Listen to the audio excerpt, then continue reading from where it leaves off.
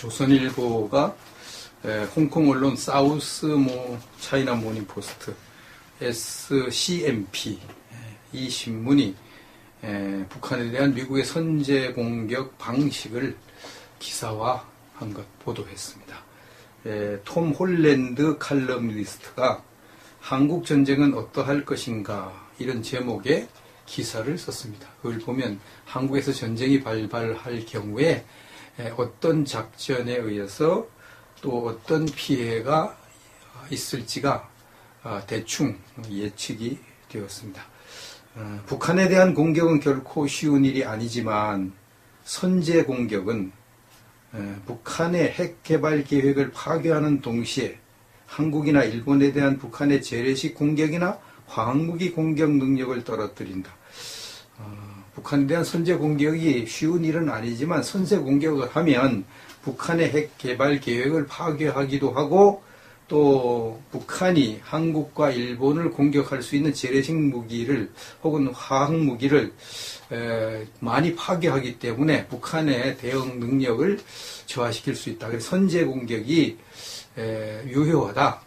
현재 공격이 그냥 맞붙어서 선전포고하고 싸우는 것보다 낫다. 이렇게 이야기하고 있고요. 미군이 지상에서 휴전선을 넘어갈 가능성은 없다. 그랬습니다. 미군이 휴전선 넘어 진격할 가능성 없죠. 전쟁 나도 미군이 넘어가는 일을 하지 않을 거예요. 그렇게 되면 또 중국이 이제 미국이 북한 땅 들어왔으니 우리도 북한 땅 들어와 이렇게 하면 골치 아프니까 넘어가진 않고 그 대신 삼중 공습이 유력하다. 삼중으로 폭격을 통해서 북한 모든 군사 시설을 파괴하고 지휘부를 타격하는 것이 유력하다 그랬습니다. 그 삼중 공습을 어떻게 할 것인가? 첫째, 미국 공군의 스텔스 폭격기가 초대형 벙커버스터 MOP 대형 관통 폭탄을 보냈죠. 벙커버스터를 가지고 북한의 지하 핵시설을 공격하는 것. 이것이 미국이 가장 제거하고 싶어 한 거니까 핵시설을 먼저 공격을 할 것이다. 이것은 이제 벙커버스터가 아주 위력이 대단한 것이 지금 알려져 있죠. 그래서 이제 그 지하 핵시설을 파괴하는데 문제가 없을 것입니다.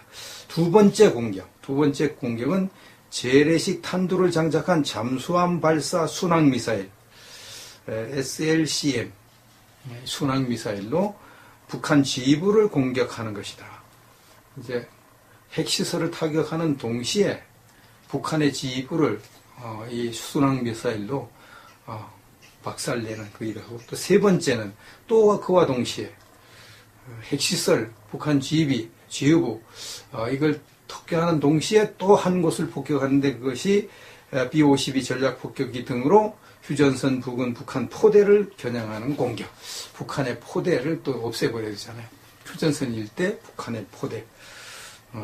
이것이 이제 우리를 제일 골치 아프게 하는 거. 8,000문 정도, 8,000대 정도 포대가 쫙 휴전선에 깔려 있는 거. 이것을 얼마나 효과적으로 제거하느냐에 따라서 우리 대한민국과 미군의 피해가 적으냐 크냐가 결정이 납니다. 그래서 B-52 전략폭격기, B-1B, 랜서 이런 것을 총동원해서 이제 이것을 파괴하는 거죠. 그러나 미국의 이런 선제 공격 시나리오에도 문제점이 존재한다. 그랬습니다. 그게 선제 공격하려면은 북한이 모르게 아주 은밀하게 작전을 해가지고 어느 날 갑자기 빵 때려야 되는데 그게 쉬운 일이 아니라는 것이죠.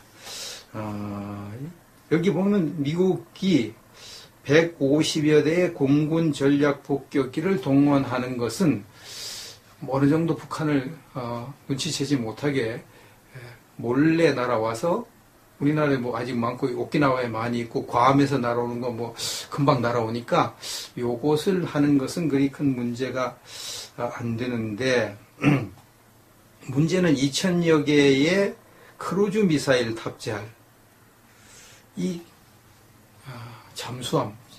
잠수함의 크루즈 미사일을 가지고 북한을 공격하는 일을 하는데, 이걸 핵 공격 잠수함을 많이 가지고 와야 되는데 수십 대를 가지고 와야겠죠. 이건 느리게, 잠수함 비행기보다 느리게 오니까 들킬 가능성이 있다는 거죠. 북한에게 들킬 가능성이, 북한이 정보력을 이용해서 그걸 알아낼 가능성이 있다는 거죠. 그리고 또 한 가지 문제는, 이런 작전을 하려면 예행 연습을 해야 되는데요. 예행 연습. 그냥 무조건 뭐 하는 게 아니라 미리 다 연습을 해야 되는데, 그 연습하는데 수개월이 소요될 것으로 여겨진다. 또 이렇게 예측을 했습니다. 그럼 이게 수개월 동안 또 예행 연습을 하면 북한, 중국에 다 발견돼 버리고 들통이 나버리니까, 우리가 선제 공격하기 전에 북한이 선제 공격을 하면 우리의 피해가 엄청나게 크니까 이런 문제점도 있다 그랬습니다. 예행 연습 이게 참 문제가 되죠. 근데 이 예행 연습을 지난번 그 독수리 훈련 이런 거 4월 달에 많이 했습니다. 많이 했고, 또 이번에 그 북한이 ICBM을 쏘는 바람에 랜서 B1B 폭격기 죽음의 백조, 그게 2대가 와가지고 실질적인 폭탄 훈련을 했고, 이 연습은 이제 상당히 자기들 북한 때문에 많이 했습니다. 많이 했으니까 그렇게 뭐 몇 달 동안 또 연습하지 않고도 가능할 것 같기도 합니다. 근데 이제 이 칼럼니스트가 말하기를, 북한의 핵 도발에 대한 미국의 선제 공격이 불가능해 보였는데 그동안, 그런데 북한이 알래스카주와 미국 본토를 공격할 수 있는 대륙간 탄도 미사일을 성공시켰기 때문에 이제 더 이상 선제 공격이 상상할 수 없는 일이 아니게 됐다. 선제 공격이 가능하게 됐다. 이렇게 주장을 하고 있습니다. 야3당이 문준용 특혜 의혹을 제기하면서 특검을 하자 이렇게 나오고 있습니다. 자유한국당, 국민의당, 바른정당이 이번에 한 목소리를 내면서 문준용 제보조작 사건, 국민의당 이유미의 제보조작 사건, 그것도 특검하고, 문준용 취업 특혜도 특검하자. 문준용 취업 특혜 그거 넘어가면 안 되지 않느냐. 취업 특혜하는 증거가 나온 것으로 보여지는데, 이거 증거 조사하자 이렇게 나왔습니다. 홍준표 대표의 말을 들어볼까요? 국회가 꼬이게 된 가장 큰 원인 중 하나가 문준용 관련 증거 조작 사건 때문이다. 이 문제의 본질은 문준용의 취업 특혜 여부로, 특혜가 본질이고 증거 조작 유무가 본질이 아니다. 취업 특혜를 받았다는 의혹 때문에 결국은 그 의혹을 확정시키기 위해서 증거 조작을 하는, 이유미가 증거 조작을 하는 일을 했으니까 결국은 취업 특혜가 본질이 아니냐. 이유미가 증거 조작한 것이 본질이 아니다. 그러니까 이유미 조사만 하지 말고 증거 조작했다는 의혹도 밝히자. 이렇게 이야기를 하고 있습니다. 국민의당 김동철 원내대표. 한때 우리는 특검이라는 단어를 사용하면 증거 조작에 대한 우리 당의 책임이 진정 어린 사과로 받아들이지 않을 수 있다고 생각해서 특검 언급을 자제해왔다. 국민의당에서 특검하자 이러면은, 국민의당에서 이유미 동원해가지고 증거 조작한 거, 이거 어떻게 좀 희석시키려고 그러는 거지. 그래서 이제 국민의당이 특검하자는 말을 못하고 있었는데, 이제 자유한국당도 특검하자 그러고, 바른정당도 특검하자 그러고, 그러니까 이제 우리도 특검하자. 특검하자. 좋다. 우리 이유미 사건 조사해. 특검이 조사해. 공정하게 조사해. 그리고 또 문준용의 취업특혜 사건 꼭 특검에게 맡겨 공정하게 조사하자. 이렇게 나가고 있습니다. 바른정당 주호영 원내대표. 문준용 씨 취업특혜 의혹과 증거 조작에 관해 검찰이 어느 쪽으로 결론을 내도 국민이나 관계자들이 받아들이기 쉽지 않다. 검찰이 이제 이 증거 조작 사건을 조사하고 또 검찰이 문준용 취업특혜를 조사해도 이게 누가 제대로 그걸 믿어주겠냐 이 말이에요. 그러니까 특검에게 맡겨서 수사를 하는 것이 옳다. 이렇게 이야기를 하고 있습니다. 그런데 민주당은 특검 안 한다 그러죠. 민주당처럼 특검 좋아하던 당이 없죠. 우리 지금 야당이 박근혜 정부가 있을 때, 뭐 걸비도 하면 특검, 계속 특검. 안 하면 난리. 그러다 결국은 박근혜 대통령 의혹에 대한 특검까지 했죠. 그래가지고 그 특검을 중립적인 인사를 안 하고 완전히 야당 편 박영수 특검을 세워버렸단 말이에요. 그러니까 그쪽으로 이제 수사가 결론이 나올 수밖에 없는, 세상에 이런 특검이 어딘지 몰라요. 이런 식으로 특검을 했어요. 여당이 참 멍청했죠. 여당이 어떻게 그런 사람을 특검으로 세우도록 동의를 하냐 이 말이에요. 이 멍청한 여당. 참, 특히 그 바른정당 사람들이 다 그렇게 한 거 아닙니까? 그럼 민주당이 그렇게 특검 좋아하고 특검 해가지고 박 대통령도 몰아냈으니까 자기들 의혹이 그것도 특검해야 될 거 아닙니까? 남은 특검하고 자기는 안 하고 이렇게 하면 안 되죠. 국민들이 납득하겠습니까? 그래서 야상당은 강력하게 특검하자고 끝까지 해야 됩니다. 그렇게 해야 됩니다. 동아일보의 기사 하나가 났는데요.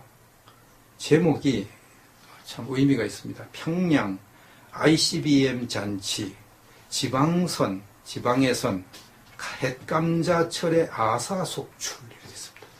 평양은 ICBM 잔치를 하는데 지방에는 햇감자를 해야 되는 이때에 굶어 죽는 사람들이 속출하는 이 기가 막힌 일이 일어나고 있다는 것입니다.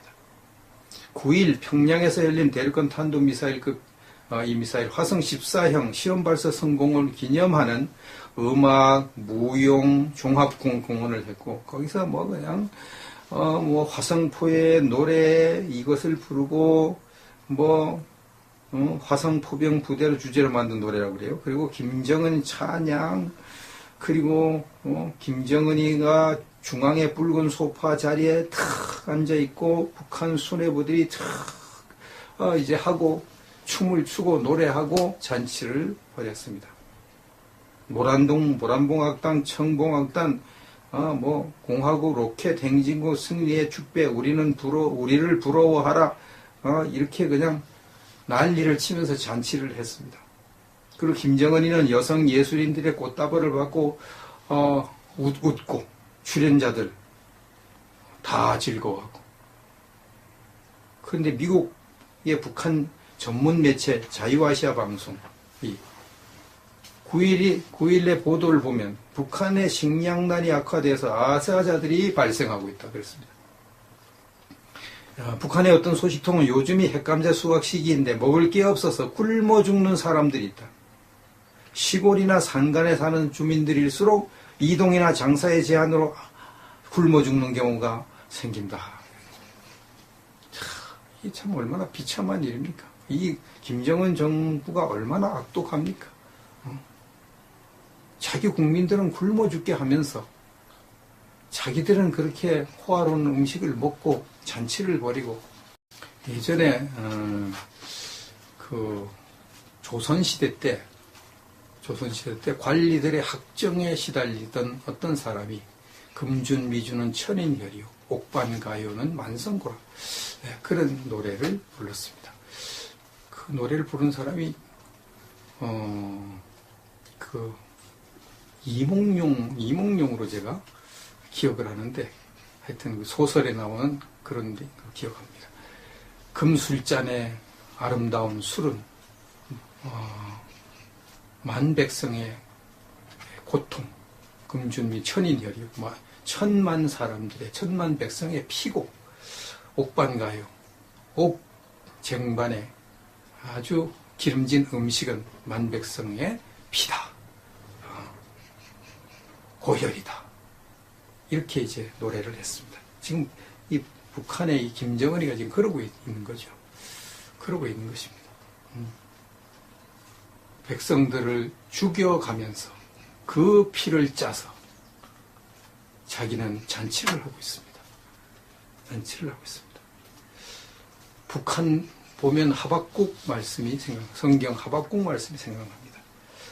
하박국 말씀 보면 하박국 1장 13절 주께서는 눈이 정결하심으로 악을 참아보지 못하시며 패역을 참아보지 못하시거늘 어찌하여 거짓된 자들을 방관하시며 악인이 자기보다 의로운 사람을 삼키는데도 잠잠하시나이까. 어떻게 악인이 자기보다 의로운 사람들을 삼키는데 하나님이 잠잠하고 계십니까? 어서 심판을 좀 해주셔야 되는 거 아닙니까? 이렇게 호소를 했는데 지금 북한 형편을 보면 북한 국민들이 이런 호소를 하나님께 하고 있는 것 있죠. 뭐 기독교인들도 있고 하니까 어떻게 주님은 악을 참아보지 못하신 분인데 이렇게 악한 김정은 정권을 아직까지 참고 계십니까? 어서 심판해 주십시오. 이렇게 호소를 하고 있고 우리도 그렇게 하죠. 저 악한 북한 정권이 핵과 미사일을 만져가지고 그들보다 덜 악한, 우리가 뭐 아주 선한 건 아니죠. 우리나라가 덜 악한 대한민국을 집어삼키려고 하는데 왜 가만히 참고 계십니까? 어서 심판하십시오. 이런 기도를 안 할 수가 없죠. 하나님이 뭐라고 대답했냐면요. 하박국 2장 2절에서 4절. 여호와께서 내게 대답하여 이르시되 너는 이 묵시를 기록하여 판에 명백히 새기되 달려가면서도 읽을 수 있게 하라. 이 묵시는 정한 때가 있나니 그 종말이 속히 이르겠고 결코 거짓되지 아니하리라. 비록 더딜지라도 기다리라. 지체되지 않고 반드시 응하리라. 보라 그의 마음은 교만하며 그 속에서 정직하지 못하나 의인은 그의 믿음으로 말미암아 살리라. 이렇게 말씀을 하셨습니다. 기다리라는 겁니다. 기다리. 반드시 하나님의 뜻이 이루어질 때가 있다. 기다리라. 때가 되면 지체지지 않고 반드시 응답할 것이다. 그리고 의인은 고통스럽지만 믿음으로 살아가. 끝까지 믿고 살아가. 그럼 좋은 날을 보게 될 것이다. 이렇게 말씀합니다. 지금 꼭 그런 상황인데 답답하지만 좀 더 참고 기다려 봐야겠습니다. 그러면 하나님께서 악한 북한을 심판하실 날이 반드시 올 것입니다. 북한이 멸망한 다음에 깜짝 놀랄 일들이 많이 일어날 거예요. 남한에 북한의 간첩이 저 사람도 간첩에 저 사람도 간첩에 저 사람도 간첩 이런 충격적인 일들을 보게 될 것인데 그런 날이 올 것입니다. 작전을 해가지고 어느 날 갑자기 빵 때려야 되는데 그게 쉬운 일이 아니라는 것이죠. 여기 보면 미국이 150여 대의 공군 전략 폭격기를 동원하는 것은 어느 정도 북한을 눈치채지 못하게 몰래 날아와서 우리나라에 뭐 아직 많고 오키나와에 많이 있고 괌에서 날아오는 거 뭐 금방 날아오니까 요것을 하는 것은 그리 큰 문제가 안 되는데 문제는 2000여 개의 크루즈 미사일 탑재할 이 잠수함의 크루즈 미사일 가지고 북한을 공격하는 일을 하는데 이걸 핵 공격 잠수함을 많이 가지고 와야 되는데 수십 대를 가지고 와야겠죠. 이건 느리게 잠수함 비행기보다 느리게 오니까 들킬 가능성이 있다는 거죠. 북한에게 들킬 가능성이. 북한이 정보력을 이용해서 그걸 알아낼 가능성이 있다는 거죠. 그리고 또 한 가지 문제는 이런 작전을 하려면 예행 연습을 해야 되는데요. 예행 연습. 그냥 무조건 뭐 하는 게 아니라 미리 다 연습을 해야 되는데 그 연습하는데 수개월이 소요될 것으로 여겨진다. 또 이렇게 예측을 했습니다. 그럼 이게 수개월 동안 또 예행 연습을 하면 북한, 중국에 다 발견돼 버리고 들통이 나버리니까 우리가 선제 공격하기 전에 북한이 선제 공격을 하면 우리의 피해가 엄청나게 크니까 이런 문제점도 있다고 했습니다. 예행 연습 이게 참 문제가 되죠. 근데 이 예행 연습을 지난번 그 독수리 훈련 이런 거 4월 달에 많이 했습니다. 많이 했고 또 이번에 그 북한이 ICBM을 쏘는 바람에 랜서 B1B 폭격기 죽음의 백조 그게 2대가 와가지고 실질적인 폭탄 훈련을 했고 연습은 이제 상당히 자기들 북한 때문에 많이 했습니다. 많이 했으니까 그렇게 뭐 몇 달 동안 또 연습 하지 않고도 가능할 것 같기도 합니다. 근데 이제 이 칼럼니스트가 말하기를 북한의 핵 도발에 대한 미국의 선제 공격이 불가능해 보였는데 그동안 그런데 북한이 알래스카주와 미국 본토를 공격할 수 있는 대륙간 탄도 미사일을 성공시켰기 때문에 이제 더 이상 선제 공격이 상상할 수 없는 일이 아니게 됐다. 선제 공격이 가능하게 됐다. 이렇게 주장을 하고 있습니다. 야3당이 문준용 특혜 의혹을 SLCM 순항미사일로 북한 지부를 공격하는 것이다. 이제 핵시설을 타격하는 동시에 북한의 지부를 이 순항미사일로 박살내는 그 일을 하고 또 세 번째는 또 그와 동시에 핵시설, 북한 지휘부 이걸 폭격하는 동시에 또 한 곳을 폭격하는데 그것이 B-52 전략폭격기 등으로 휴전선 부근 북한 포대를 겨냥하는 공격. 북한의 포대를 또 없애버려야 되잖아요. 휴전선 일대 북한의 포대. 이것이 이제 우리를 제일 골치 아프게 하는 거 8,000문 정도, 8,000대 정도 포대가 쫙 휴전선에 깔려 있는 거. 이것을 얼마나 효과적으로 제거하느냐에 따라서 우리 대한민국과 미군의 피해가 적으냐 크냐가 결정이 납니다. 그래서 B-52 전략폭격기, B-1B, 랜서 이런 것을 총동원해서 이제 이것을 파괴하는 거죠. 그러나 미국의 이런 선제 공격 시나리오에도 문제점이 존재한다. 그렇습니다. 그게 선제 공격하려면은 북한이 모르게 아주 은밀하게 조선일보가 홍콩 언론 사우스 차이나 모닝 포스트 SCMP 이 신문이 북한에 대한 미국의 선제 공격 방식을 기사화한 것 보도했습니다. 톰 홀랜드 칼럼니스트가 한국 전쟁은 어떠할 것인가 이런 제목의 기사를 썼습니다. 그걸 보면 한국에서 전쟁이 발발할 경우에 어떤 작전에 의해서 또 어떤 피해가 있을지가 대충 예측이 되었습니다. 북한에 대한 공격은 결코 쉬운 일이 아니지만 선제 공격은 북한의 핵 개발 계획을 파괴하는 동시에 한국이나 일본에 대한 북한의 재래식 공격이나 화학무기 공격 능력을 떨어뜨린다. 북한에 대한 선제 공격이 쉬운 일은 아니지만 선제 공격을 하면 북한의 핵 개발 계획을 파괴하기도 하고 또 북한이 한국과 일본을 공격할 수 있는 재래식 무기를 혹은 화학 무기를 많이 파괴하기 때문에 북한의 대응 능력을 저하시킬 수 있다. 그래서 선제 공격이 유효하다. 현재 공격이 그냥 맞붙어서 선전포고하고 싸우는 것보다 낫다. 이렇게 이야기하고 있고요. 미군이 지상에서 휴전선을 넘어갈 가능성은 없다. 그랬습니다. 미군이 휴전선 넘어 진격할 가능성 없죠. 전쟁 나도 미군이 넘어가는 일을 하지 않을 거예요. 그렇게 되면 또 중국이 이제 미국이 북한 땅 들어왔으니 우리도 북한 땅 들어와 이렇게 하면 골치 아프니까 넘어가진 않고 그 대신 삼중 공습이 유력하다. 삼중으로 폭격을 통해서 북한 모든 군사 시설을 파괴하고 지휘부를 타격하는 것이 유력하다 그랬습니다. 그 삼중 공습을 어떻게 할 것인가? 첫째, 미국 공군의 스텔스 폭격기가 초대형 벙커버스터 MOP 대형 관통 폭탄을 보내죠. 벙커버스터를 가지고 북한의 지하 핵시설을 공격하는 것.